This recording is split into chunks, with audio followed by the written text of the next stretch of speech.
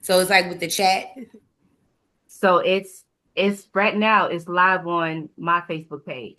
Okay. So, if y'all want to look at that to see if there are any comments, then we can. Oh, I got you. Okay. Okay.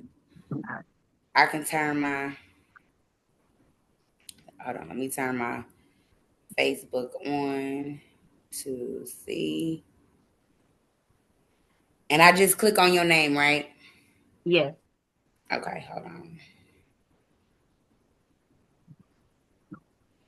I might be able to see. I forget I about only I only see Brittany. I don't see us. Well, I see you now. It's going. I guess it's going one at a time. it. Okay. Hold on. Do I just click? Oh, hold on. Just click on your name, right? Yeah. Okay. Hold on. All right. I got it. I might be able to see. I forget I about only I only see Brittany. I don't see us. Well, I see you now. It's going. I guess it's going one at a time. it. Okay. Hold on. Do I just click? Oh, hold on. Just click on your name, right? Yeah. All right. I got it. So I'm gonna have to put this down Might because be able to see. I only I only see It looked like Brittany. it's I don't see just us. Well, I see you now. It's going. I guess it's going one at a be time. the first to comment on the video. Hold on. Do I okay. just click? All right. Now I see all three of us on the screen, but it's only one person watching. All right. Okay. Me, well, probably mute I'm gonna have to mute put your this. phone. I Okay. mean, turn the volume down. Okay. Hold up. I only see It looked like it's just. How is that? That's better. Okay. Yes. So now it should be all three of us on the screen. Yes, I do see that. Okay. All right. So, all right, guys, welcome to Redemption and Recovery when suppressed wounds begin to heal. I am Christina Jones, and I have two amazing women here with me. We're going to be talking about our collaborated book, The Weight of Silence. I don't think you can really see it, but we will make sure that you're able to. Oh, I think you can see it now. The Weight of Silence. This is available on Amazon right now.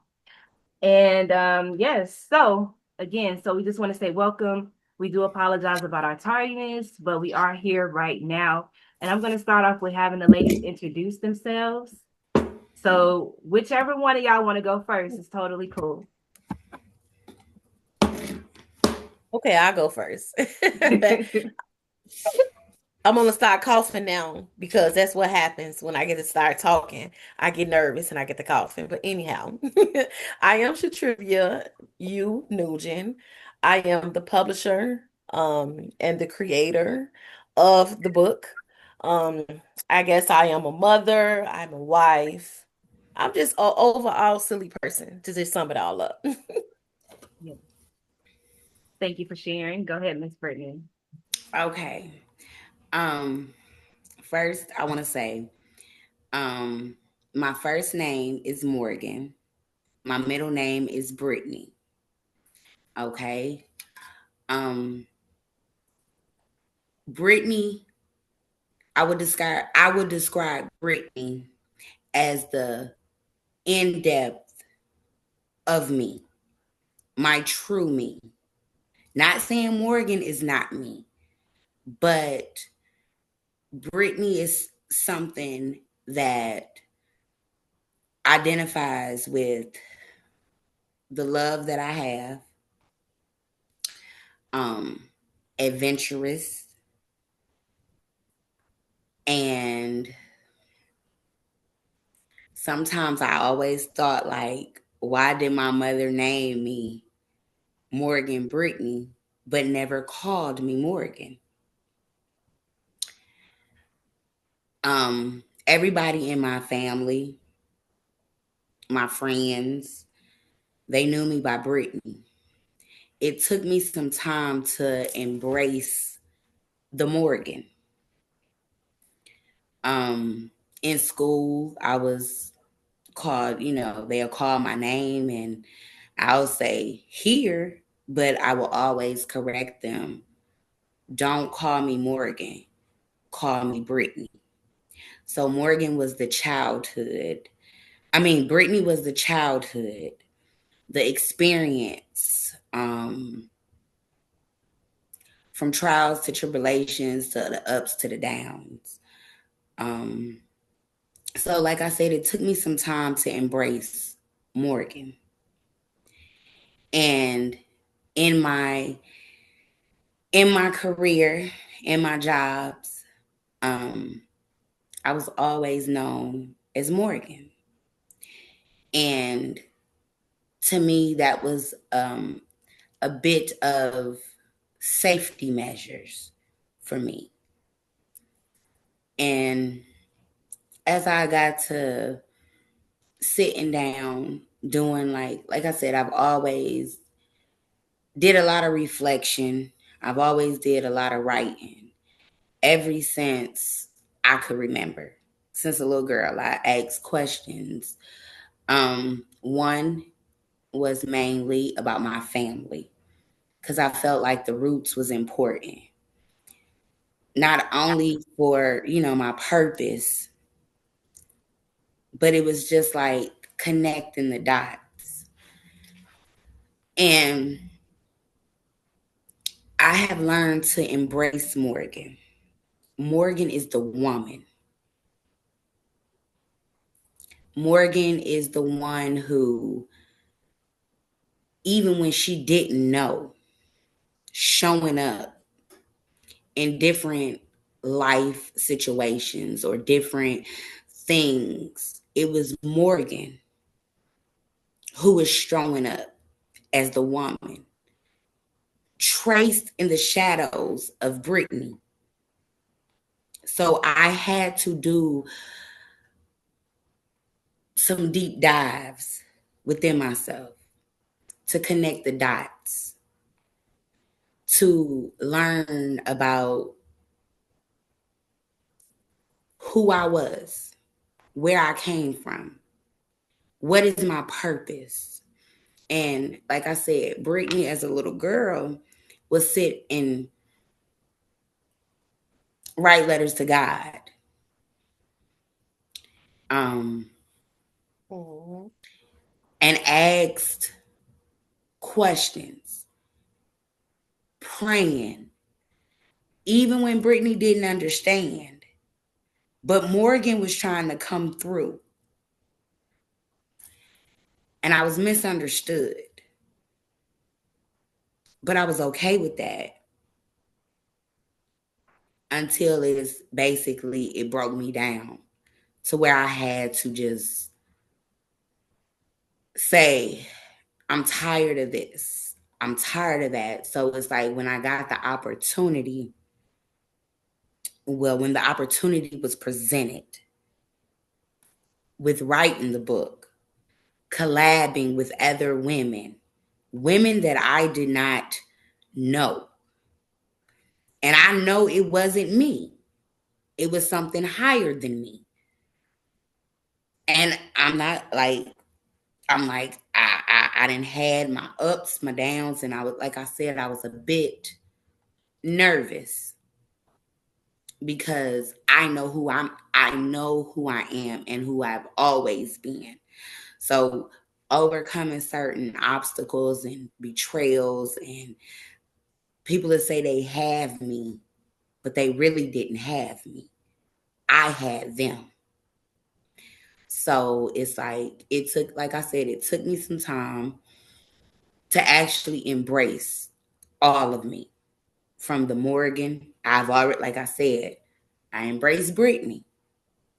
Brittany was cool.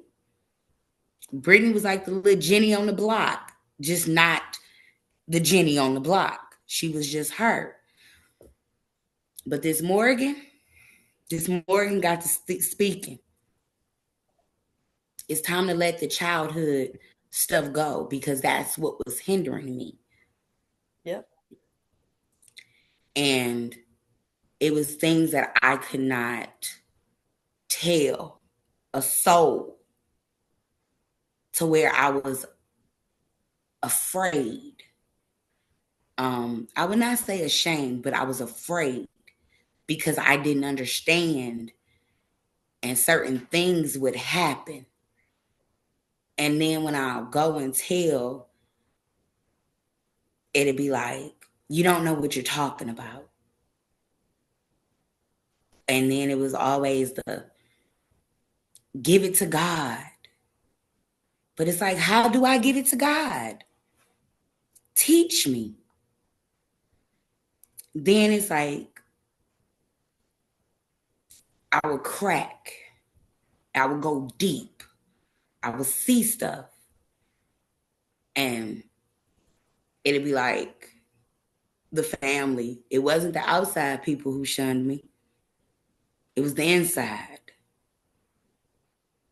To where I'm like, I can't take this. So that's who I am. And I'm not afraid. I have not ever been like, since the certain things that happened to me, I knew I wasn't by myself. Physically, I may have been by myself, but spiritually, I was not by myself. So that is me. And I am her. That was a powerful introduction. Oh. And I really appreciate that, because I think that's going to take us into what it is that we're going to be talking about, and just thank you. Thank you so much for that. And I know, Chatrivia, you're the curator. You brought us together to put this together. So what led you to do that, to bring these different women? Because how many is it of us that's in this book? It's for three other ones, so it's seven of us. 7 women. You brought 7 women together. And what led you to do that, to lead us to Um, this? so I started out just publishing my own books. And Mm-hmm. then everybody, oh, I want to, how did you do that? How did you do that? So I Right. started helping other people publish their books. And then I started helping people in prison share their story. And one day God told me to put women together to share their stories. So it started out like that. Like, he like put women together. Women don't do nothing together but argue. They don't stick together to save their life. So I'm like, okay, I can do this. I know I can do it. So I started out with the we survived. That's where it all started from. Is we survived. And I don't even do that. Don't even do that no more, because I feel like the word survived is like underrated. You know what I'm Okay. saying? So Okay. it's another word I gotta use moving forward. But it started with that. We survived. We survived abuse. But I realized when I put these women together to talk about abuse, I thought it was just gonna be domestic violence abuse. But Okay. they started talking about some other stuff in these stories. I had to read it. Like, hold on, there's some other stuff going on. So then I'm like, okay, let's do a book about divorce. So we survived divorce. And then after that, it was just we survived a, a, a lot of different things. And after Right. that book, I said, you know what? To sum all of these books up with all the collaborations I did, I have to do childhood trauma, because every last one of the women that joined the collab, something happened in their childhood before they had even got to the abuse outside of the home. Things happen and inside. So like I gotta get women together to do this childhood trauma thing. And that's how it came together. And when I was creating the cover, that teddy bear did something to me. I never liked the little teddy bears when I was a kid, but it took me to like a room, a child is in a room and they teddy bear fall on the floor and they don't pick it up because they so hurt they can't pick it up. That's what Mm. that book cover did to me. Even though you didn't ask me, I just thought I'd tell you. But yeah, that's how it No. came about. No. I think that's amazing. And to use the teddy bear as kind of like that metaphor of breaking the silence of childhood trauma. It's just, I think you did a great job with the cover. So y'all see that. Thank you. You're welcome. I'm trying to zoom in. And for those who may be just joining us, this is titled The Weight of Silence. The Weight of Silence, available on Amazon. We have Brittany Valentine here as one of the co-authors. Myself has co-authored this, and then we have our curator who brought us together to talk about these things. Now, Brittany, you did a great job with going into talking about your childhood and then differentiating between who Morgan is and who Brittany is. And I think that's beautiful how you sum that up. Now, either lady, do you want to begin to talk about some things from your childhood? Because it is the weight of silence, and we're breaking free from that weight. So, Yes, I'm like I said, I'm more than open to okay. sharing. So, like I said, we discussed previously, Mm-hmm. um, in our previous meeting that we had, and it was all three of us. Like I said, it is going to be some things that I'm able to speak on, and then Right. it's going to be some things that Right. I just may not be able to speak on. Okay. Okay. That's understandable. Okay. So we're gonna Hold on, can't. that that's okay. We're gonna mute her just for a quick second before she come back, before she come back in. But again, this is the weight of silence, and we're having a discussion about the book that we worked on together. So Brittany is going to go into telling us about her childhood, but I'll make sure that I ask certain questions. And I know some may see her smoking a cigarette because I know that came up briefly as we are talking. Some people deal with telling stories like this or telling uh, traumatic situations as such in a way that, they may feel like they need just something else to just kind of relax them. And we welcome her, we welcome everybody, anybody who want to just share. So you can share freely in the comment section. I cannot see the comment section. I think we have Mrs. Nugin who is going to kind of be looking out for us. But Miss Brittany, are you ready? And I can start asking you some questions. Wait, Okay. before you say Um, that, let me say this. What you said about people share different people share their stories in a different way to make themselves feel comfortable. I get laughed at because I get talked about because I laugh when I interview.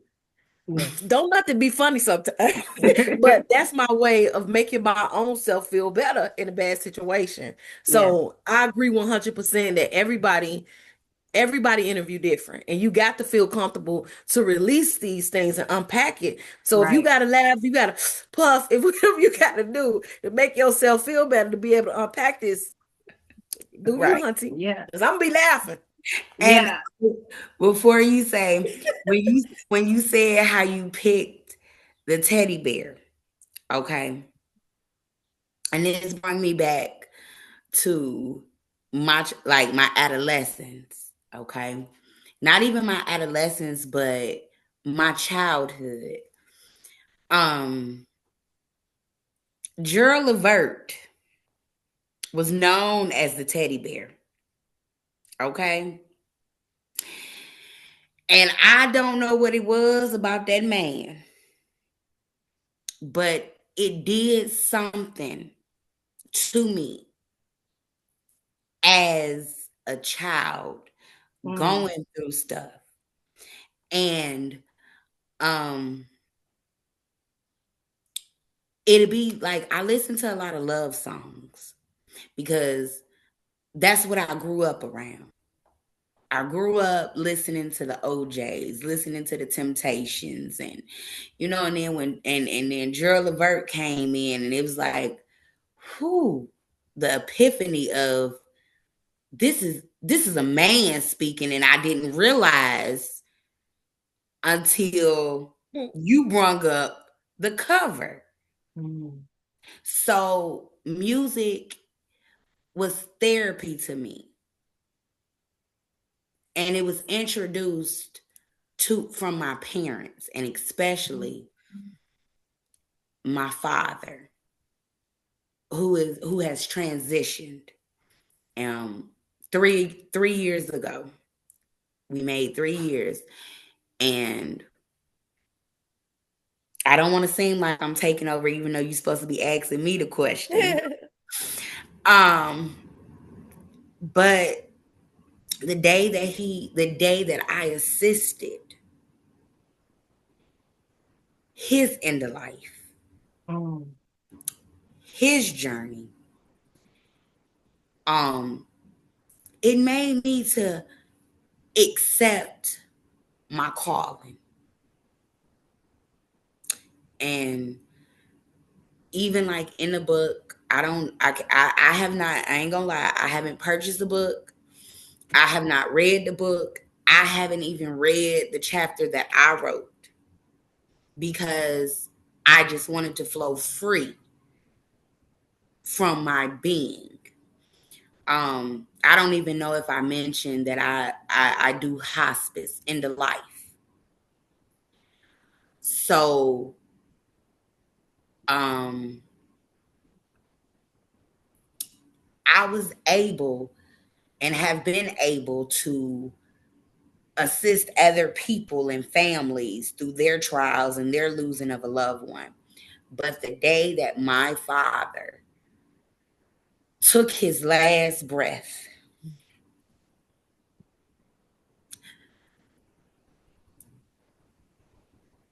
he left me with something.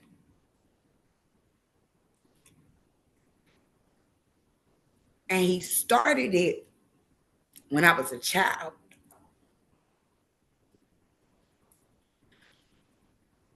I'm sorry. No, it's okay.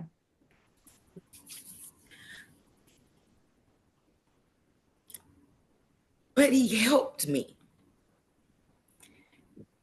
for the years that I was able to witness, to experience the foundation of family, the foundation of love. And even in the absence, when he wasn't around me, he was still there. Um, and that is where the certain traumas took place. Um, and I never understood. I was angry. Um, I didn't get it, but it was like one thing I can say that me and him were able to reconcile our father daughter bond. And that's another thing that took me into reflection over my life. Um, and one thing that I needed to hear from him was that he loved me. And that's when I basically sat back and I said, I'm a mere reflection of you and how I express my love. Because I might not tell somebody I love them, but that does not mean I don't love them. It's the actions. Yeah. And that was a man of action, discipline. And I'm the only daughter surrounded by nothing but boys. So it's like he helped me to stand. He used to tell me, your mouth, girl, your mouth, your mouth. But that was anger. And I respect that he, even when I was angry, I was still able to receive, even when I was trying to block it. And I'm able to utilize it now because I don't feel like he was so upset about what I said, but it was how I said it. So That's a little briefing, but you open to ask me any questions. I don't want to feel like I'm taking over.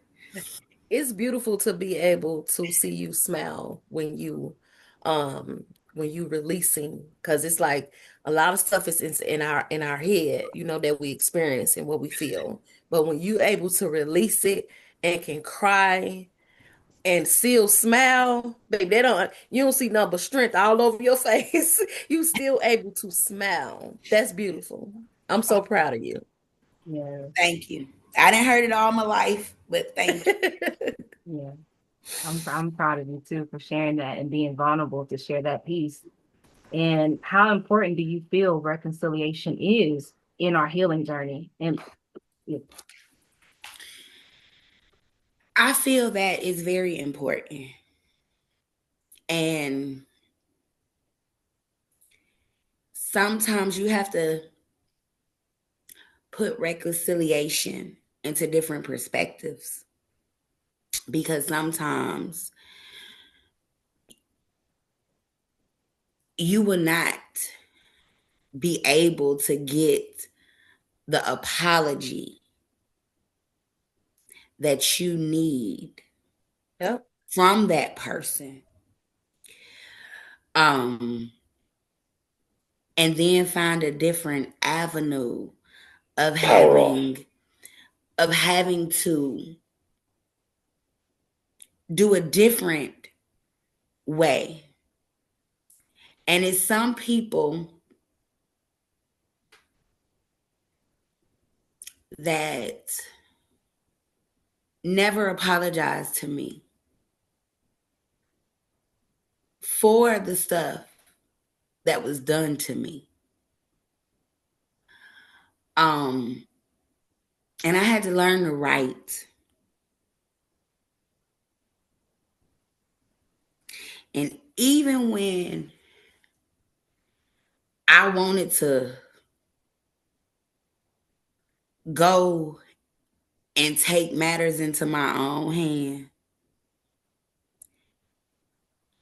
it was still that little voice saying, don't you do it. Because I got so much more for you. Your life is so important. So I would write. I would scroll.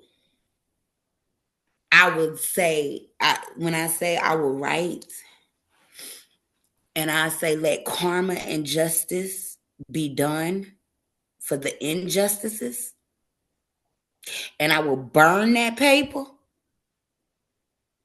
and I sleep so good at night.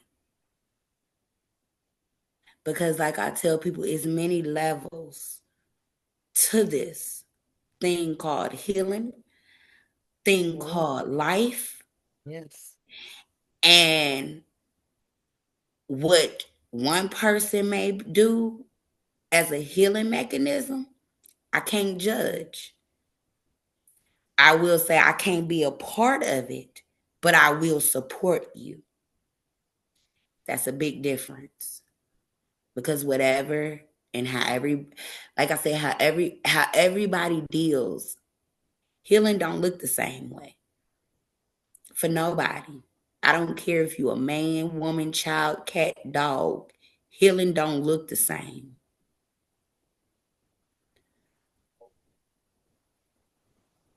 And I ain't here to judge nobody, and I don't want to be judged. And that's the motive that I live by. So that's how I look at and feel about reconciliation. thank you for that. Chatrivia, did you want to add to that or say anything else? I just know that I said no, but I'm still talking. Like, mm-mm. I never even think about it at all. I just know my auntie told me one day, she said, before they die, they're gonna apologize to you. And I'm holding on to that. And I'm holding on to that, but I don't think about it. I don't think about it. Oh, that's good too. Because one of the things my husband say, he'll say, some of us are mad at people who are in the grave. Mm. They'll never be able to say, I'm sorry, will you forgive me, or whatever it is. Would y'all say this? Is it possible to reconcile with someone without actually talking to that person? I would say yes. Okay. Um, because it's for you. You don't really need them for that, you know? It's more about you and you accepting what has happened. If you get that or not from them, you know? So I think it can be done. I guess it's being done because I'm doing it. You know, I guess I'm living it, you know? No, that's good too. That's good too. I don't know if Brittany, were you about to say something about that? Yeah. Oh, Um, I feel that it depends on the circumstances. And like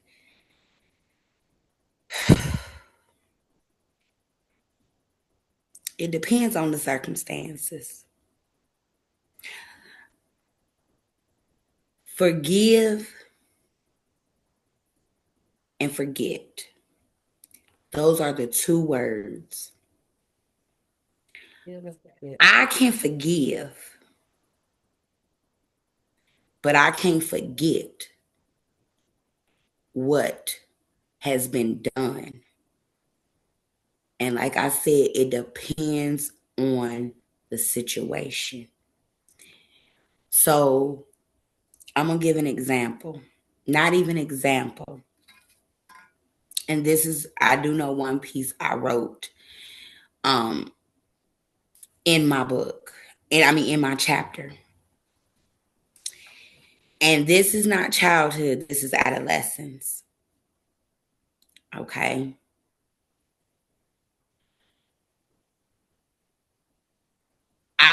It was December 25th. Okay. 2002. Okay. I was just turning 18. And it wasn't too long after that when I had just made that my solar return. And the man that my mother was dealing with.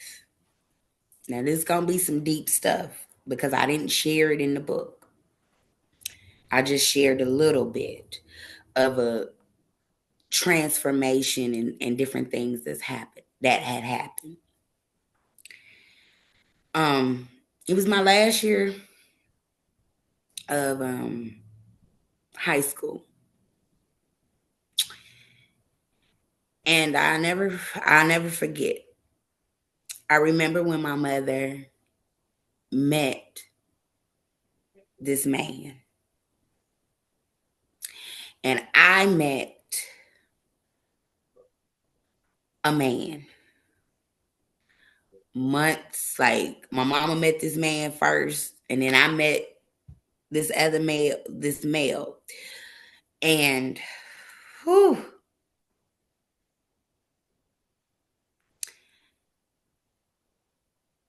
I have saw my mother cry.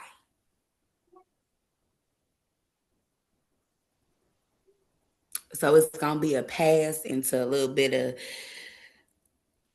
whatever. And I saw my mother cry when I was younger for the separation of the family. And at that time I was 7, about 7 or 8. And like I said, my father, I don't judge him. And I don't judge my mother. But I saw my mother cry. And I wiped her tears. And every day, like every time the holiday would come, my mom would be sad, I'd be sad. And I wipe her eyes and say, Mama, everything gonna be okay. It's gonna be okay. So fast forward, 2002. The man that my mom chose to be with decided to put his hands on me. And the guy that I had met was there that day. And that was the day when I say I took that blow to my face. And it was because I don't know where it came from. All I recall is I'm on the phone with my brother who lives in Texas. Next thing I know, this man coming out the back. What I tell you about saying that word?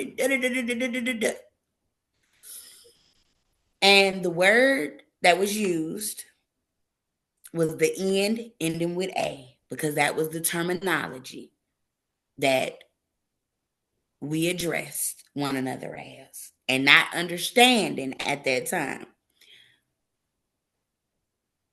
He hit me, dropped the phone, and I reared up. And when I reared up, I said, don't know N ending with the A. Put their hands on me. I saw my mama sit. The next thing I know, the man that I was dealing with, he whirled up. And now it's like this man is pinned against this wall. So not only was I assaulted, he stood up to protect me. And then I had to come around and protect him. And that was the day my mama told me to get out. And I ain't gonna lie to you. It hurt me. It hurt me to the core. And I carried that for a long time. And I had an older brother living in the state that I resided in at that time. And I called him. And I asked him if I could come stay with him. He told me no, I couldn't. So I'm like, okay. So I end up living with the boyfriend at that time, him and his mother. It took every bit of me. He was willing to give his bed up for me. But I said no. I sleep on the floor. And I slept on the floor for 6 months. And that man slept on that floor with me for 6 months. Every time I tried to call and get back in the house for my mother, she always told me, now's not the good time. He's not ready for you to come back. He's not ready for you to come back. And that's when I sat back and I said, he ain't ready. But I knew my mama was going through something with that man too, because I saw it. I don't know what led me to look that man up, but I looked that man up and I found that record. And I printed it out and I showed it to my mama. I said, you don't even know who you inviting in this house. And she told me, you put that away. What? You put that away? I tucked it. I put it away all right. But I knew what I was going to have to battle. So she was in there for 10 years. And he tried to do it again. But this time, I didn't experienced. I'm well equipped. I know a little bit of the streets. I know a little bit of God. And I know the spirit. So guess what? And this time I had another man stepping with me. And I told my mama and he flipped on me because of a dang on a washing machine. Tried to. And I saw my mama sitting on that porch again because that man did something. And the man that was on my side said, something going on. I said, baby, I told you. You didn't believe me. So what we about to do? So that's when I sat up there and I saw that man yapping at my mama again. And I pulled my mama to the side. I said, I'm going to tell you right now what he got away with when I was 17, turning 18. I said, baby, I'm 24, 25 now. What's up? I said, because now I got a stepper with me. And I said, I told you once before when I was younger, you better pick the right side. And she looked at me. And I said, if he getting on you because of that dryer, I said, that dryer probably been supposed to been broke. Just so happened I came to visit. It go out when I'm there. I said, if it's money that you need to get a dryer, mama, I'll buy you a dryer. I'll buy you a washing machine. But he got to go. The day that man, he had cancer. And I left a pillow. And he wouldn't let go of that pillow. Because he told my mama, this is my daughter's pillow. It's your daughter. You don't put your hand on your daughter. He suffered. He suffered. And I may have been wrong for how I handled the situation. But I went up there and I supported my mama. And my mama said, it's about his life. I said, baby, you was a part of that life. I went out and I bought a fresh pair of clothes to look good for the funeral, to sit there looking right. And I had my grandma with me. And mama, I said, no, you going to put these earrings on. You going to put that shirt on. You going to take this picture. And you going to be in that obituary because, baby, he played with you. And you going to sit in this.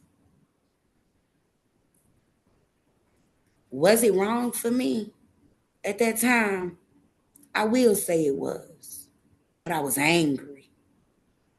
And I wanted to show my mama how that felt. But when he died, it wasn't tears because another life was gone. It was tears of, you dead, motherfucker.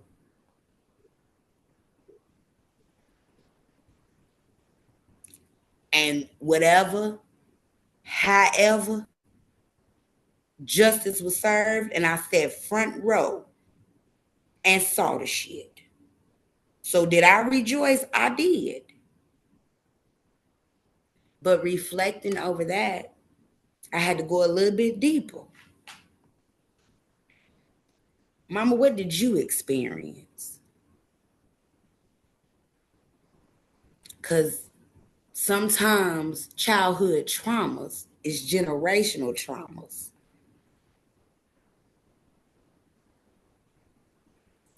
So I had to look at it from my mama's lens. Now that I got a little bit more wisdom and understanding and life experience, I had to apologize to my mama. My mama was hurt. My grandmother was hurt. My grandmother's was hurt. So that's when I said, it's going to end with me. That's right.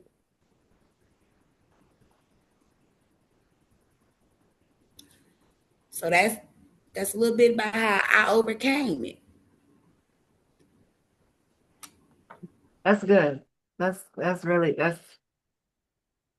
that's really good. And that the thing about that, what you shared, that's not just your story. That's a story for a lot of different people.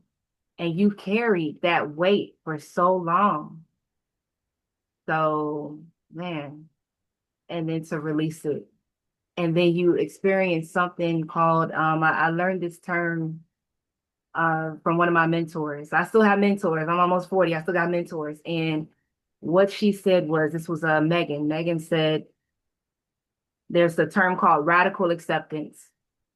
It's not saying that it's okay for what they did to you or whatever, but it's like you gave that to your mom, radical acceptance, despite her kicking you out and almost seeming like she chose him over you for that amount of time. And yet you still apologize to your mother. And I think that's very, very powerful. Thank you for sharing and feeling safe enough to share that here. Now, Mrs. Nugent, did you want to add to that? Or did you want to begin to talk about the thing that made you feel mute or silenced in your childhood? I think what made me feel silent in my childhood was um so when I think I was 13. I can't remember. Some stuff, some stuff happens to us, we try to block it out, so you really can't remember certain stuff. But I'm gonna say I was 13. And I was fast anyway. I had to be fast because why was I playing around and hugging and kissing a grown man in the hallway? I shouldn't hadn't even been doing that in the first place. But I was, and he took me upstairs, and we were just hugging and kissing, and he just put me on top of him and moved my shorts over because I was so thin, and just had sex with me. And when he was done, he was like, "Well, you know what you came here for." Like, I didn't come here for that. I didn't come there to have sex. I just was young and he was older and we was kissing and touching and it was fun.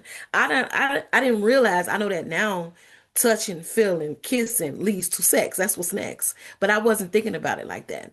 And then I'm gonna say like 2 years later, I had a boyfriend, went over his house and he did the same thing. And he said the same thing. You know what you came here for. So for me, I started to feel like, did I know what I came there for? Did I come there for that? So that's what silenced me to the point I don't want to tell nobody it was happening because I felt like everybody was going to be like, why you go over there anyway if it happened to you like that? And then it happened again. It happened again after that. Was with a childhood friend thinking we cool, and I'm going with him to go grab something at his house. And he just threw me on the bed and had sex with me. I'm fighting and everything. And I just could not believe it. And for what's the first thing come to my mind? Did I know what I was going over there for? But to myself and logically, I know I didn't go over there to have sex because we weren't going to have sex. We was going to pick up something. But how did that lead to sex? So that put me in a real bad place for a lot of years because people kept, oh, I'm sorry, y'all. I'm sorry. Excuse me. Saying that you know what you came here for. That's basically deflecting too. You putting all of it on me. I didn't come here for that. My mother actually died not even knowing that those three things happened to me. I never even shared it with her. Ever. Didn't share. I started sharing it 5 years ago when I first wrote my first book. Other than that, nobody knew it happened. I was silent for a lot of years, and then I picked up other bad behavior because now I'm like, ain't no nigga, I say the word too, ain't no nigga finna touch me. I'm gonna have sex with who I wanna have sex with. And if I don't wanna have sex with no more, I won't. So now I got this mentality of, oh, you ain't touching me, don't touch me. We gonna fight type energy. And then that was even bad too. That was me manipulating my own thinking that I'm in control, and I still wasn't in control. So it silenced me for a very long time. Thank God I ain't silent no more. Yeah, you're speaking out about it, and that's a Period. beautiful thing. Because again, it's like our stories isn't really for us; it's for someone else. So I don't know, Britt, Right. did you want to add to what Chatrivia was talking about, or feel free to share? I can relate to you on that. Um, and whew, Lord, we about to go deep. Okay, so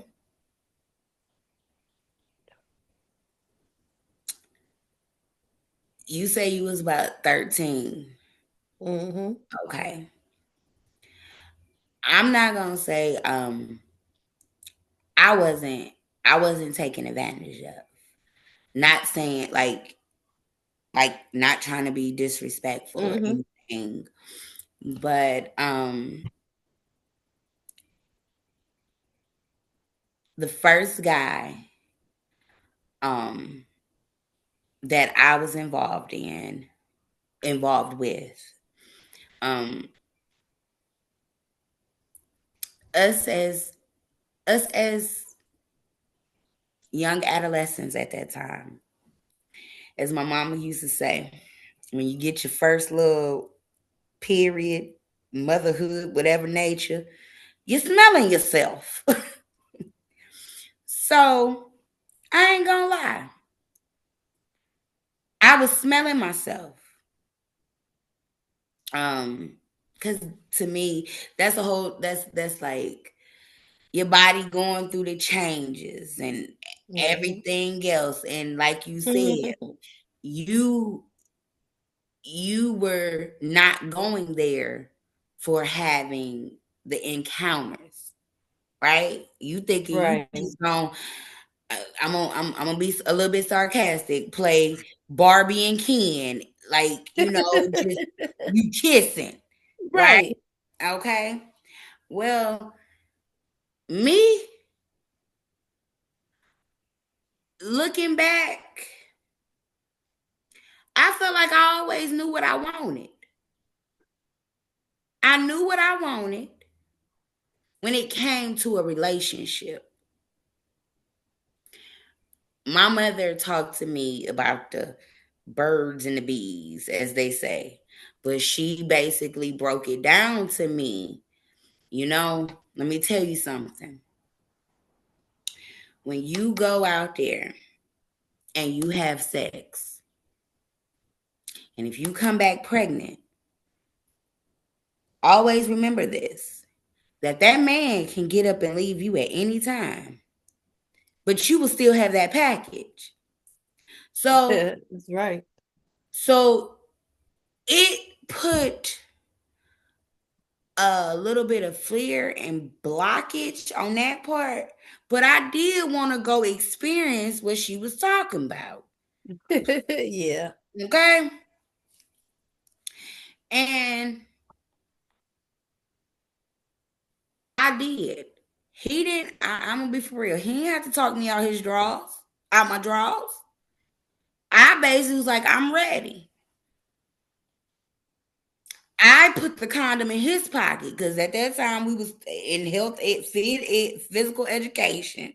I mean health education, and they basically said if you gonna go out here have safe sex, the health teacher put the whole condom in. Now, ladies, if something come this long, you run from it. Okay, so I'm up like my mind, like I'm like okay.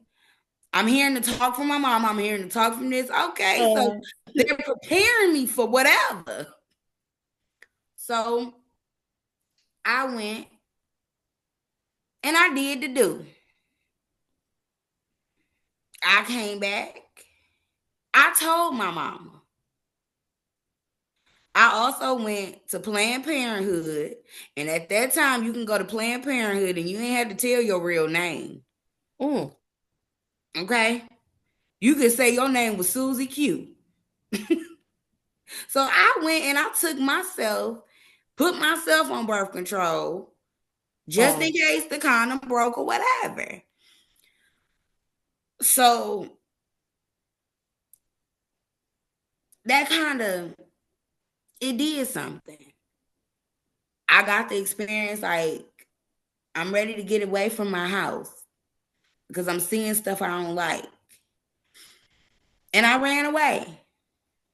And I ran away to the guy I lost my virginity to. But my mama taught me a very valuable lesson then. She told me, you think you grown? You take everything off of you that I purchased. And at that time, I thought I was making big bucks because I was babysitting. But I had like back in the 90s, early 2000s, $100 for a little 15-year-old, you doing something. Right. So, and it was wintertime. So I tell her, okay, you ain't buy this, you ain't buy that, you ain't do this. And I went and I caught that bus. And I called that guy. Meet me at the bus stop. Because I'm coming. I can't take this house no more. So I ran. I would say I was a runner. Because I was trying to get away from whatever was going on in my house that I did not like. I was looking for safety. I was looking for protection. And the only thing I knew, and for what I was told, a man is always supposed to protect you. So I ran. Police got called. I had my mama worried. So, like I said, certain things I have to be accountable for my actions, especially when I knew right from wrong. But it was still some stuff from childhood that pushed me to this, and I'm thinking I want this family. I want the life that I used to have as a little girl. Let me go try to create it myself. Yeah. Mm-hmm. So I tried it, but it was something bigger than what I thought it was for myself. So I can relate to where you coming from, you know. No, thank you for sharing that. Chatrivia, did you want to add to what Brittany was saying? Mm-mm. Okay, you said and then you started talking. But no, when Brittany said that, because accountability is so important. So I want to park that for a second, and I want to mention when you said that it was you tried to create something that you didn't experience, you know, in your life. But it made me think about your other book, Chatrivia. I think it's Unpredictable Love with you and Mr. Nugin. Or no, I don't think it was that. I think it was the other book. It was like some other collaboration, and we were talking about love. I think it's a red book with hearts or something. Yeah, it was last Valentine Day. Okay. And I think in that book, you were seeing how how you pictured like a family and marriage would be, and like Hmm. you got beer in the fridge and stuff like that. Yeah. I thought about that when she said it too. Yeah, that popped into my head. But no, bringing up accountability is so, so important. And I think that's very important in our healing journey. And as we almost come to a close, I wanted to share briefly. This was a thought that I had when I was in the shower earlier about a situation. I think I was sharing it with my husband as to, because I never really talk about my sexual assault and sexual abuse as an adult. I just mainly talk about, how that started so young for me as a child, and even learning as we were preparing for this book, The Weight of Silence, when you asked me to add a chapter in here and write the foreword, I was really, really struggling because when I got the assignment from you, I had also pulled up some old police reports, police records that I didn't even think existed. But I said, let me just, for kicks and giggles, let me see what this police report is about. And just quickly, I was preparing for another podcast interview, and the interviewer was asking me, shout out to, I think, Chris, Trapping Anonymous, shout out to him. He had asked me some questions about my childhood. And he was saying, well, did your mom ever feel hopeless or helpless concerning the things that you had been through? And I said, you know what, I believe so. But he was texting me. So as he was texting me, my mom was calling me. So I said, Mama, I answered the phone. I'm like, Mama, did you ever feel helpless or hopeless to find out all these different things concerning my childhood sexual abuse and things? And she said, yeah, I felt hopeless when I found out that you were penetrated before the time that I thought you actually were, which was about age 3. So I'm like, hold on. Like let's kind of rewind that, because this is new information for me. And I found this out this past October, So I said, well, let me pull some police records and just see. Because even though I remember what the man did to me when I was 3. I remember seeing the doctor, being examined. I remember the burning every time I would try to go to the bathroom. I'm sorry, trigger warning. And it's probably too late. But I remember the burning. I remember seeing a psychiatrist. I remember being, trying to decipher the shapes and sizes and stuff like that, so the psychiatrist could actually say, okay, well, this is what happened to her, or to interpret what happened to me. But anyway, so when my mom told me that I contacted the St. Pete Police Department, because that's where I'm from, just like, hey, do you have any records from this year to that year? They sent me some police records, and I was like, whoa. I read where my paternal grandmother had stated that she had noticed that I had been penetrated as an infant baby. The infant is a baby, but that bothered me.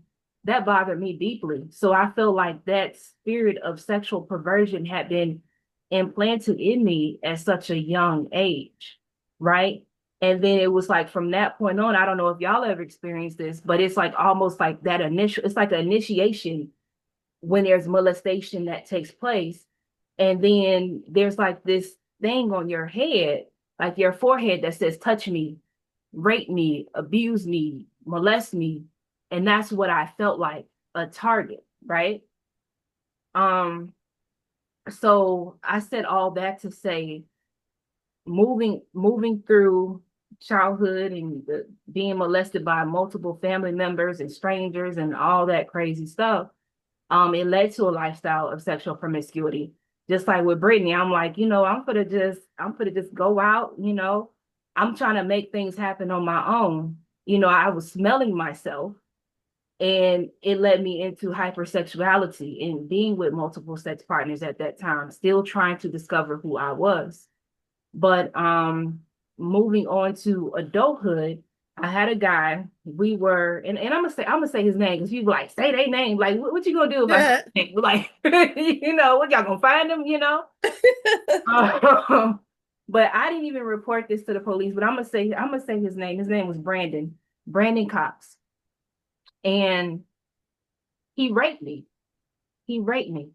I started doing this little series on no one cares when a hoe is raped. And I go in and I talk about situations where the hoe is raped, because it's like the hoe is not believed, because just like Chatrivia, you were saying that you were being fast. And then just like Brittany, you was like, I went to Planned Parenthood. I got me some birth control. This is something that I wanted to do, but I wasn't gonna bring no baby home. You know what I'm saying? And in high school, I'm just like, well, I'm going to live within this feminine space, or I don't even know what I'm saying, but I was just like exploring, and I get with him in high school, and we call ourselves dating, and even though we kind of went there sexual, but we didn't have actual intercourse, it was still playing around with fire concerning him. And then once we graduated, um out of high school, I ran into him, and it was like everything, it was like magnetic, because I truly do believe that sex is spiritual. It's sacred. It's everything is spiritual. And when you connect with the individual, whether it's by force or not by force, there's a covenant that's created. Yeah. I love to say that I had to divorce every man I slept with to prepare for my husband. But it's like technically you really can't become, because someone was saying, "Oh, you become a virgin again." I'm like, "Girl, you got 4 kids. How you become a virgin again?" But I can understand the cleansing of the womb and womb and all that stuff, right? But anyway, going back to accountability, we hooked up, and what I said to myself, because he had invited me to his apartment. We hadn't talked for years, but all of a sudden we hooked up, and it was like everything was back to how it was when we could talk about any and everything. And what I said was, I'm gonna put on some pants. I'm gonna put some pants on when I go over to his apartment, because if I put on pants, then we're not gonna have sex. That was my thinking, but that was different. Go over there, we're talking, and I said, I think it's time for me to go. As I'm trying to leave, that's when he opened the door for me and all that stuff, and I'm thinking I'm about to leave, and then boom, it happens. He started kissing on me, getting aggressive. He dragged me to the room, and I'm a big girl. But y'all know how those men get when they, you know what I'm saying? Mhm. Aggressive. And he led me to the bedroom, and he took advantage of me. He took them same pants off that I thought, like, these ain't coming off, because I got on pants. I'm wearing a skirt, because if I Right. ass, I'll put the skirt on. you know. So anyway, he did. He took advantage of me. After he was done, he got up, he ran, turned the shower on, and I'm like, "What do you think this is?" And he came in with the rag and all this stuff, and um I remember him looking at me, and he said, "I never seen you this angry before." Because I'm goofy too. I love to laugh and stuff like that. But he hurt me. He hurt me. He knew about my past as well. So when his wife, because I found out that he was married, when his wife found out about the situation or about me, he lied to her and said that I had gave him head in his truck to try to cover himself, right? And even though he did these horrible things to me, because I remember going to the health department and getting, I'm like, he didn't use any condoms, no nothing. I want to just make sure I don't have anything. Um, the doctor made a joke saying, "Hey, okay, y'all see y'all got a little rough. Maybe you lubricant." You know what I'm saying? Without him knowing that I was raped by this man. And again, it was a tragic situation, but had I not gone, and that's no way trying to victim blame or victim shame, is taking accountability. And I believe that once we take accountability, that's almost like we're taking our own power back. Okay, Christina, you put on pants because you already knew that y'all be getting active. Right. How can I plan for a better opportunity next time? You know what I'm saying? Or should there ever be another time? Maybe this time I have that. Brittany, you mentioned, you had that piece on you or whatever you had, or whatever it was. You knew how to defend yourself and protect yourself if ever this other person was to put their hands on you again, you knew how to do what you needed to do to escape or just, we'll say, take care of business, right? And that almost reminded me of the interview that Kevin Gates did with Shannon Sharp. And Kevin Gates opens up about how he was sexually abused. And he didn't, it's like, in a way, he didn't really say what happened to the man who abused him. He just said he ain't never gonna hurt nobody else again because he's not here no more. So it's kind of like read in between the lines, because sometimes we, even though the Lord says, vengeance is mine, I will repay, right? But sometimes it's our flesh, because there are times, where my mom catching the guy between my legs at age 3, she pulled out a machete. You know what I'm saying? Now, if he wouldn't have jumped back like he did, she probably would have cut his head off. So it's like we go into those modes to do what we feel like we have to do at that particular time. But again, the accountability piece. And also what I want to encourage y'all to do, or to not do, somebody had to stop me from saying this. Or I should have. Oh, I should. It happened. Let's try to redirect it. It happened. So let me, girl, I feel like I'm preaching, like, oh, it happened. I'm like, I'm so sweating.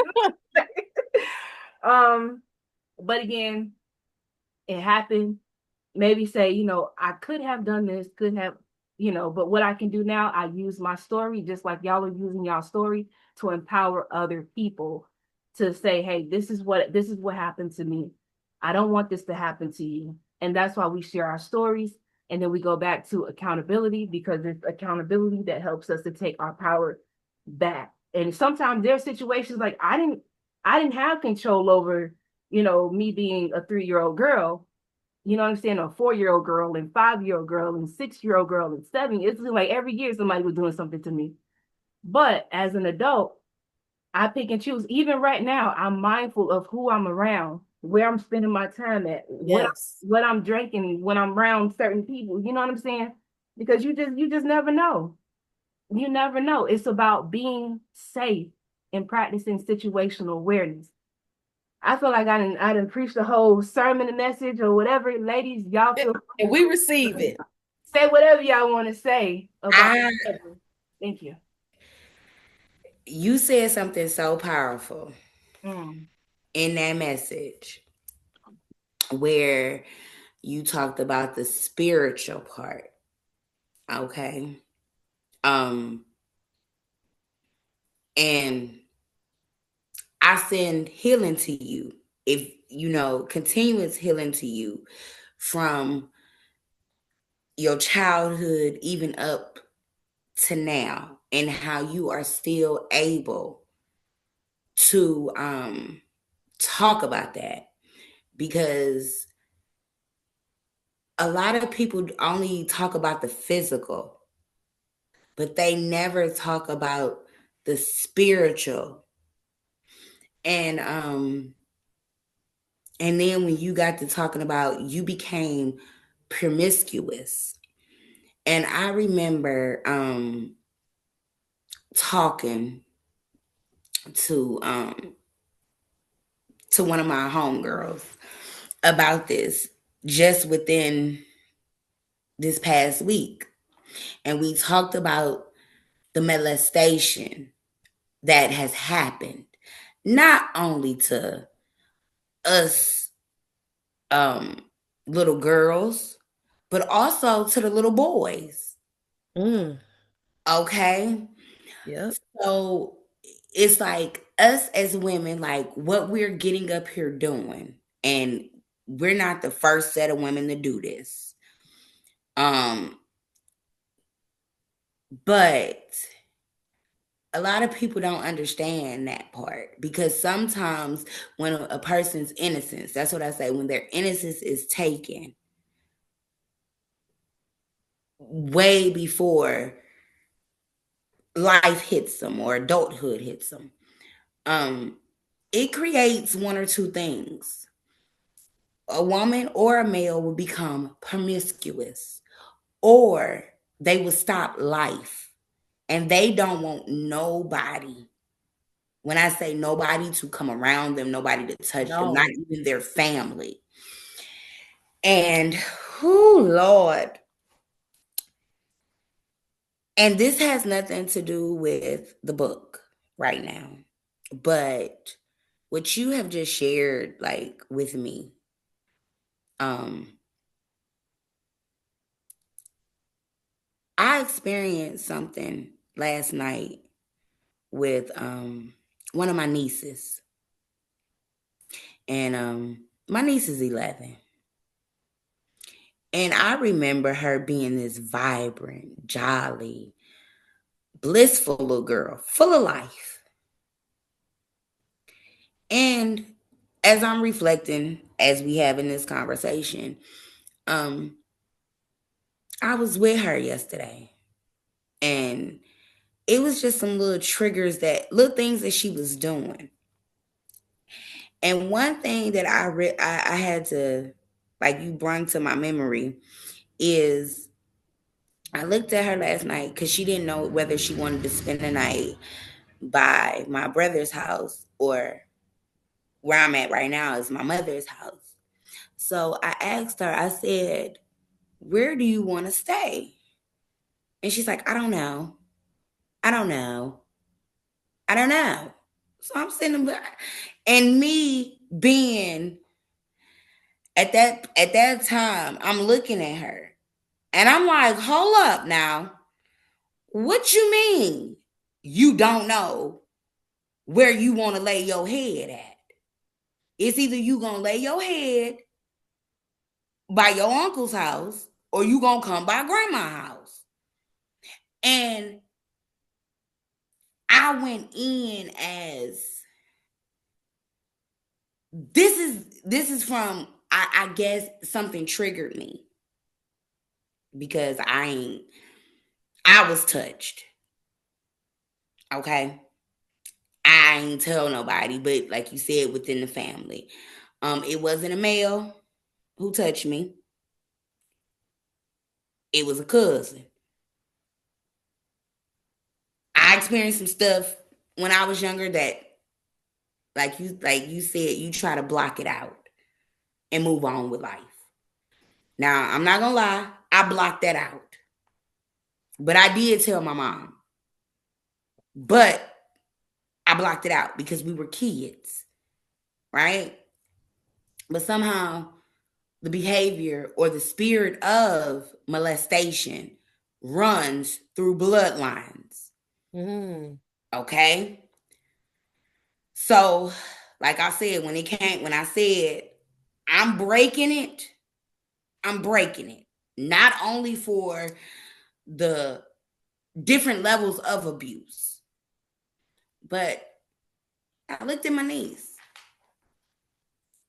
and I told her, and I can say that my deliverance and how I delivered to her may not been the proper way. But I told her, I said, "This is what we not gonna do. I don't want you to be confused about you don't know where you want to go. You need to speak, you need to be direct."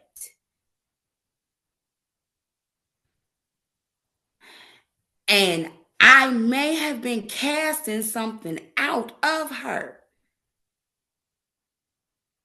So me and my mother and my two nieces, we had to go to Walmart to get her some clothes. And we walking around Walmart. And my mom goes with my older niece. And I'm with the 11-year-old. And we push. And I said, "Okay, girl, what you want to wear? Because we going to need some pajamas for tonight. And we going to need something to wear for today." And in that midst of that time, she's still talking about that. "I don't know. I don't know." And I'm sitting here looking Like I can handle it behind closed doors.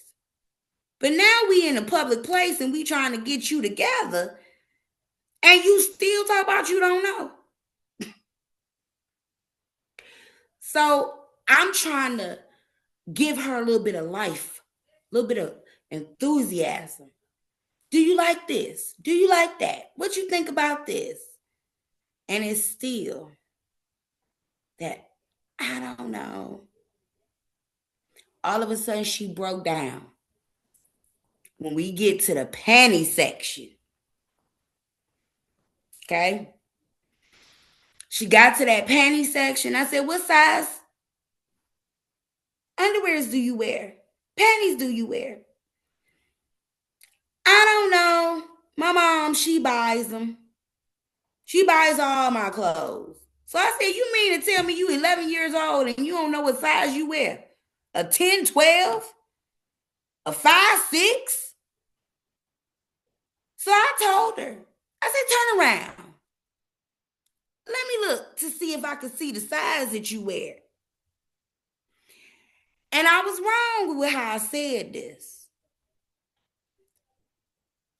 And how I'm not going to say I was wrong in the deliverance of how I said it. And I said, well, whatever size drawers you're wearing, baby, they too small because I can see your crack. That sent her in a whole nother trance. Okay? I'm not understanding. Hold on. I'm on live. Stay right there. I'm coming. Right? So I'm sitting back and she just broke down crying. And that's when the mother and the nurturer in me came and I said, baby, I'm sorry. What's wrong? Talk to me. And it wasn't nothing but tears. Tears. And I told my mama, I said, mama, something going on with her. I told my brother, I said, something going on with her. I said, and I know it ain't taking place at her daddy's house. I said, it's on mama's house. And whatever I did that night, I made a safe space for her and I had to teach her in that process. But we was, like you said, your mother took action, physical action. I couldn't take no physical action. I took spiritual action. So, like I said, whatever we doing, we about to be doing.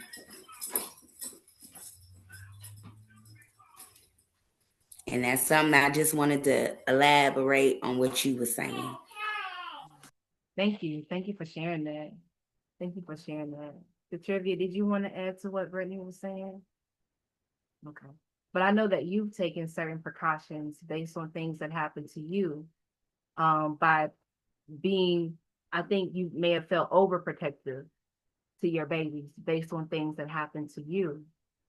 But I think maybe you can just add something or encouragement for the mothers as well, because with Brittany bringing up the nurturing and the mothering part of her, of how you feel like other moms can try to maybe shield or protect, or however you want, if you want to answer that question.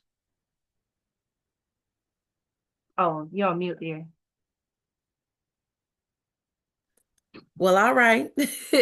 I think that it's more about the mother. I didn't heal. That's why I was trying to protect them and keep them away. I wasn't praying about it. I wasn't I wasn't first off, I wasn't addressing what happened to me, right? And when you don't address it and you don't identify it, you have these wounds you don't even know that's literally hurting you, right? So if I would have had healed from the things that happened to me in my childhood, I would have been able to parent better when it comes to letting my kids go over family members' house or just letting them go outside because I want to watch. Like, what you doing? Who you with? Who's this? Like, I was just overly protective because of what happened to me, and I handled it wrong. If I would have healed, I would have been able to do it in a healthier way. So I think my only advice that I can give a mother that has experienced a lot of childhood trauma and trying to raise kids, you have to go through your healing. Especially, I ain't gonna say what you gotta do, because everybody ain't gotta heal. Let's start right there. Everybody ain't got to start no healing journey. And I know that might sound weird to say that, but what it means is everybody not ready to start it. Some people is just not there yet. And if you're not there yet, you're just not there yet. It's not something you can force, because this is like a life journey, right? This is something we're gonna be doing forever. So those of you that want to want to parent better, or want to not cause your kid childhood trauma because of what you experienced, it is in your best interest to seek therapy, counseling, do some journaling, find you a Facebook person that be talking some good stuff, and just watch them every day. Find you somebody on YouTube that can pour in your soul. It ain't always about going to talk to nobody. All this social media stuff they got going on, you can find somebody to speak to your soul and help you feel better so that you can parent better. I think that's the one thing that I hate that I did not do. I started my healing journey when my son is 13. I just started this about 5 years ago. My other kids had the worst of me. But my last son, he has me at the best place of my life, but he don't want to live with me. He want to live with his daddy. So I can't even give him the healed version of me because he's not interested, And that's a bad place to be in as a mother, you know. But yeah, that's all. Yeah, no, thank you for sharing that. Thank you for sharing that. Yeah, and I'm just thinking about your niece. My niece, she'll be 11 in a couple months, and just to think about her crying so hard, but it was something that she needed to release in that moment. And I loved how you were saying it's going to stop with me. I'm going to break this cycle, because again, it's all spiritual, and we don't know what could be going on with her. But just initiating that conversation with her, like, listen, basically use your words, speak it out, because there's so many people who are suffering in silence. And I think that goes back to the weight of silence, and silence can be so heavy. So while we're waiting for Mrs. Nugent to come back on, if you could speak to whatever age you felt like, Brittany, that you were first silenced, if you could go back and talk to that person, that little person, what would you say to them today? Okay, let me make sure I'm understanding what you just asked me. Are you talking about me as the little girl in me that silenced me? Or do you want me to talk like how I overcame that Well, part? if you could speak to that person, that little person who felt silent, if you could speak to that person today, what would you say to her? Okay. Well, I have done I have done that part of the childhood healing for myself, that little girl in me. Um and whew, I started doing that um when I was 33. Well, okay, it was my 33. I think it was no, my 34th. I take that back. My 34th my 34th party that I had for myself, because I never really like celebrated birthdays, because the day that my birthday fell on, it falls on Christmas. Everybody celebrates it. But I had a pole party for my 34th birthday. And I met this instructor who was the instructor to teach us for introducing us to pole dancing. And it was me, and it was surrounded by nothing family and a few outside friends who came to join me. And this lady, she gave me this number to a spiritual shop located here in Houston. And the woman must have saw something in me.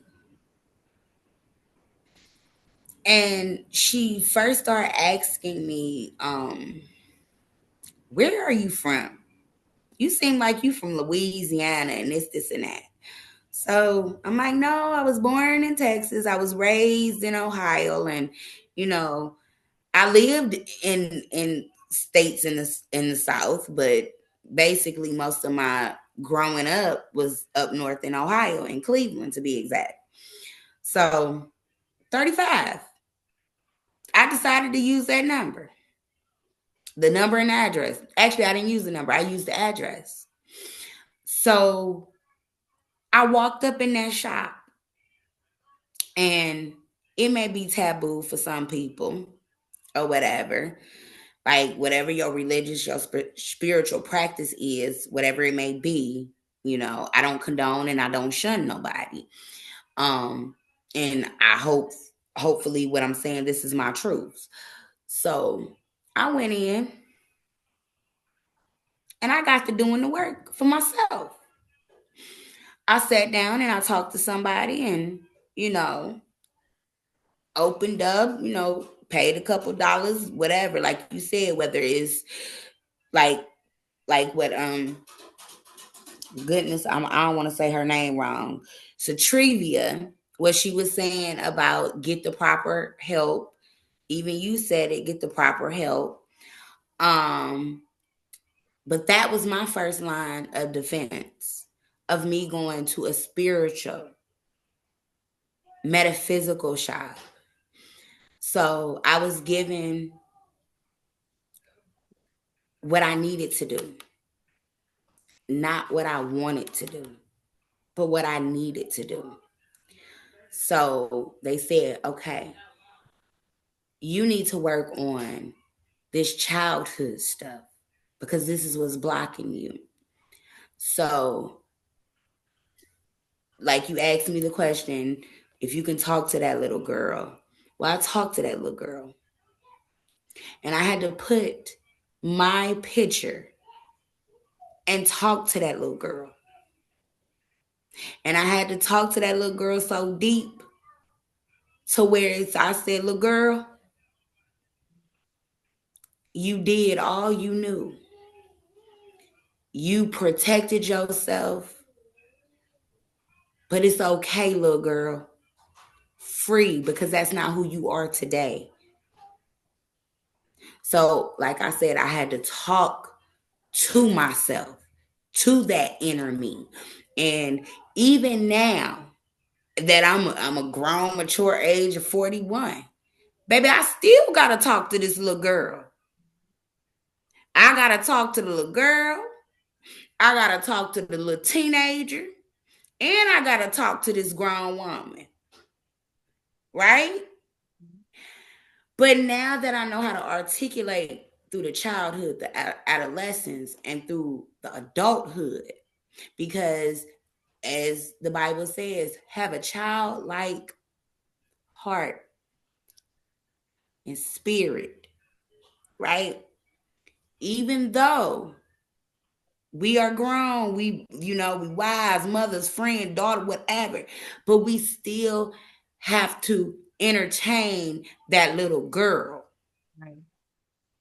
But now that we are mature and we know how to actually protect that little girl. We know how to protect that little, we know how to protect all the levels of us that makes us one.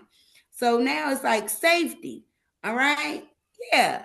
I'm going to go out here and I'm going to swing on swings. I'm going to do a little bungee jumping, but it's safe. And I had to let that part of that little girl who was abused go and say, you did what you can do. You were surrounded by people that didn't even know that little girl was suffering because you was quiet, because you didn't say nothing. But now it's like the little girl done healed. Now this grown woman is going to be like, I'm able to identify because I'm relating to, not necessarily we all got, we all go through different things, but I can recognize the signs of when some type of abuse is taking place in an innocent child life. And then I will be able to, sometimes I may not be able to physically help a person, but I can intercede by praying and covering that child, and then going on and so that's what I did. No, thank you. Thank you for that. And it's something about like because we have the spiritual realm. We fight not against flesh and blood, but against principalities and wickedness in high places. So there's always a spiritual battle going on around us. And sometimes, I don't even know if this is in the Bible or not, but deep reaches out to the deep. It's almost like we say, divine connections. And even with children, animals and things like that, they know when it's safe, and we become those safe spaces, you know, and it's important too as we're doing our healing and our healing. I say healing is a journey, it's not a destination, or the destination is the journey. Something may come up 10 years from now, but because we're doing the work right now, we're able to utilize those tools that we've been able to put in our little toolbox to help us to overcome that situation. And I think part of this healing journey is forgiving that younger self, that younger version of ourselves, whether that was age 30, age age 15, whatever it was. Because even with you, Chatrivia, you mentioned about, how you were with your children and how right now in the last 5 years, your baby boy is getting the best part of you. It's forgiving who I was 5 years prior to that, to see where I'm at right now. And then to see be at your wedding and to see how your babies were surrounding you, it's almost like that healing has become full circle. And sometimes we can stay stuck in those places, those dark places, when we're not forgiving ourselves. And I think that's what the enemy wants, to just torment us. And somewhere in that spiritual world, there's the tormentor. But as long as we wake up every day and we're in our right mind, it's like we can just that renewal every day. Keep going, keep going, keep going. We woke up, we showed up for this. Mhm. We keep going. We're speaking life. Um, Social trivia. Do you want to add to what Brittany was saying, or if you want to tackle, what would you say to your younger self, even your younger mother self? What would you say, or whatever you want to say? I'm just a yarn, y'all. I'm sorry. You good? We've been on it for Um, a second, but it's okay. I found myself so I said that this thing is a journey. It's amazing how I'm 44 and I'm still learning things that happened to me when I was a kid, you know. So it's like you constantly have to have those talks with your younger self. And I know I never felt good enough. I never felt like nobody liked me. I never felt I always was different than everybody else. So it's like I always had to try to fit in, you know. And because of that, I'm gonna say I allowed certain things, to happen to me, and I was places where I shouldn't have been because I just wanted to be liked, you know. So if I had to have a conversation with my with her, I would I'm sorry. I would tell her that God loves you. I would talk to her about how important she is to God because God chose her to be here on earth. It could have been anybody else, them little sperms going on around up in there. Could have been another person, but he chose it. He chose me for my mother. I'm important to him. I would continuously tell her how important she is to God. Um, and the reason why I said I would talk to her like that, because that's what I do for me in today's time. With study learning. So as you grow and you heal, you start learning new things about yourself. And you gotta have a little mercy and grace for yourself. And in those times, healing hurt. right? I don't know. That's why I say everybody ain't ready for it. Healing hurt. So when you learning new things about yourself, it hurt. It hurts you. So you got to be reminded that you are important. So I have to have talks to myself. Like lately, the last few days, I've been journaling to myself in a different way. I started out, dear Chatrivia, I know that you are hurting, but it's okay. Like that's how I talk to myself. You know what I'm saying? So I just think that reminding yourself of who you are in God and how important you are to God for the little girl in you, the teenager in you, the young adult, middle age, old woman, whoever you is and wherever you at, the best thing you could do for yourself when you talking to yourself is to remind yourself who you are to God. And I think that would make anybody feel better. Thank you for sharing that. And yeah, thank you so much. And what I'd like to say is this. There was, hold on one second. We in Chicago, so you're gonna hear a lot of ambulances and all that stuff, the police sirens. Okay. And then we live near a fire department, so that doesn't help. But anyway, um, there was a time when I was contemplating on taking my own life when certain things had been revealed to me. And this was probably like maybe 3.5 years ago. Like, so it was recent. So what I would say to that woman who was laying in the bed, crying her eyes out, I cried until I could not breathe. Like I cried that hard. I cried so hard I thought my eyes was gonna pop out. So I'm glad they still in here. But and what I would say to her is that just keep going. Keep going. There's gonna be some people, there's gonna be people that you're going to impact. There that God has so much more in store for you. Um and your life matters. Your life matters. It still matters. The times when my mind drift and I'd be like, "Oh, I don't know if I'm doing good enough or whatever."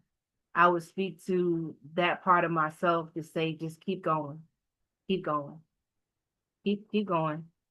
And then for some reason, somehow, I'll receive a text message or a phone call, or somebody will send me a message or whatever, say, "Man, I listened to your story, I listened to your interview and all this stuff, and it really helped me."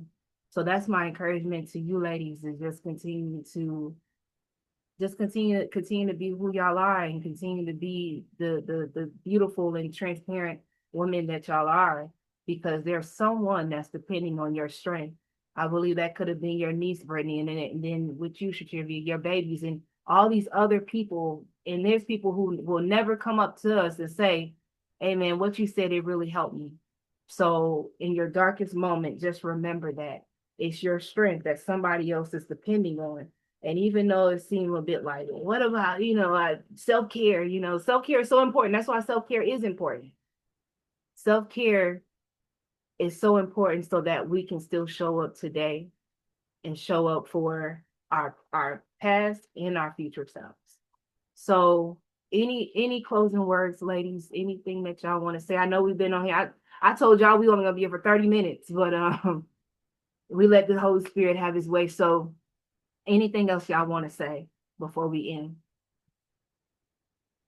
Honey, you mute, girl. Oh, you talking to us? You not talking I said I'm always mute trying to talk. Say something. to I really don't got much to say to end with, but also too, you talk about self-care. I've realized in the last few weeks that we need spiritual care too. And I know we can put them together. But when you say self-care, a lot of times people do nothing spiritual. And that's a part of what we need too. We need to do more spiritual things to care for ourselves. Um, I guess that's what I can leave you with. That we need to do more things for ourselves spiritually. We spend so much time taking care of this body. right? And it's nothing wrong with that. It's beautiful. You want to rest, you want to take a shower, you want to, sit in the bathtub, with your nails done, and all these things you do for self-care. It's beautiful. But we also have to start taking care of our inner man, our spirit. Our spirit needs help.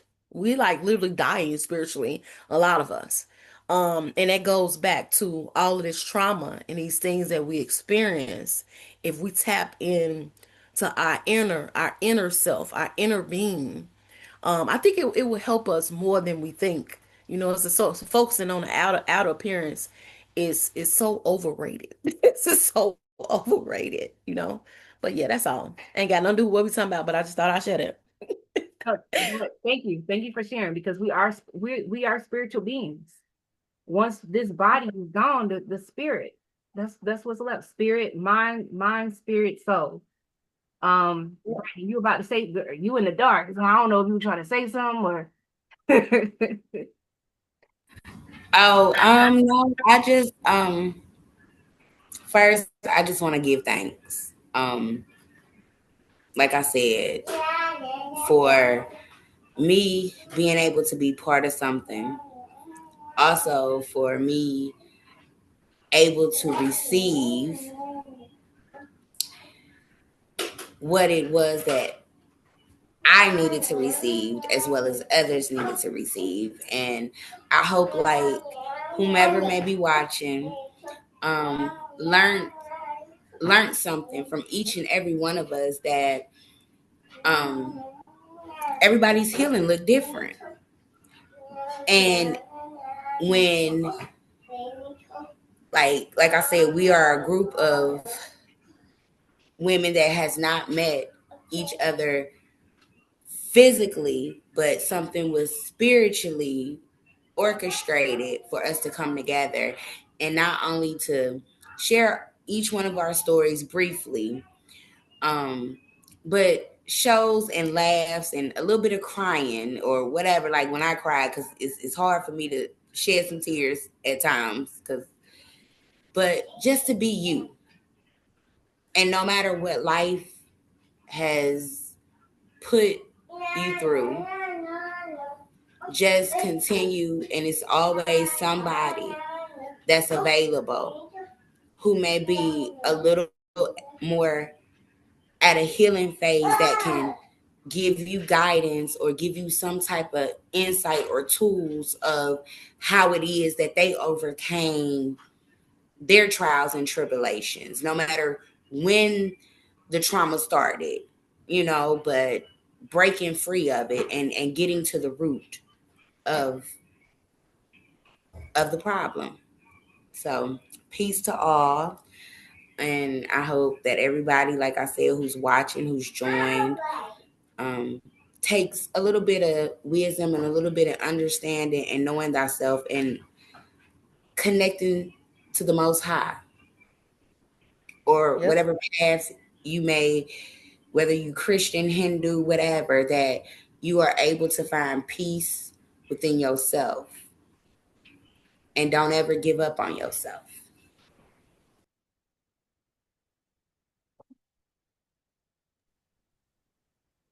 beautifully stated. Beautifully stated. And I appreciate you all for being on this journey. I appreciate you, Chatrivia, for being the curator and being obedient to the spirit about putting this together. So again, to those who are watching, this is titled "The Weight of Silence: Breaking Free from Childhood Trauma." You can find this on Amazon. It's a small investment. It ain't even that much money. Just go ahead, click the link. I don't know what the link is. I'll probably put the link in the comment section. But yes. Oh, was there any comments, or was it just us just talking? Let me see. Okay. It wasn't on the last time I checked. Okay. But let's see.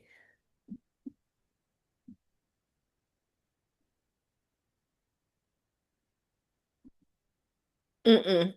No, we don't got no comments. Okay. That's all cool. Because sometimes people, sometimes I do that. I don't click on the live. I just be watching, be peeking at the video. And But some people don't want a lot of times people don't want somebody else to see them on. Right? They don't want to, people embarrassed. Think it's easy for us to do this, but some people are embarrassed by things that happen to them, and they would never say it out loud. And they don't want to click something or like something and make somebody think they've been through that. They don't want that. So it never bothered me that people don't comment, don't nothing, because they'll be in a bed later on the night, turning over, looking at it, but they ain't gonna say nothing. So it's all good. Yes, it's all good. It's all good. But yes, this book, The Weight of Silence, the curator. So you can type in Chatrivia Kennedy, Chatrivia, not Kennedy, Nugin. I am so sorry. I'm so sorry, brother Nugin. I'm sorry for saying it about your wife. Nugin, Chatrivia Nugin. So you'll find that there on Amazon. And we're going to close out. So again, redemption and recovery. When suppressed wounds begin to heal. I am Christina, joined with Brittany, Valentine, and Chatrivia Nugent. Yeah, y'all have any questions? Feel free to reach out to us. Thank y'all for watching. Hold on, ladies, in this live. Bye. Bye, y'all. Okay.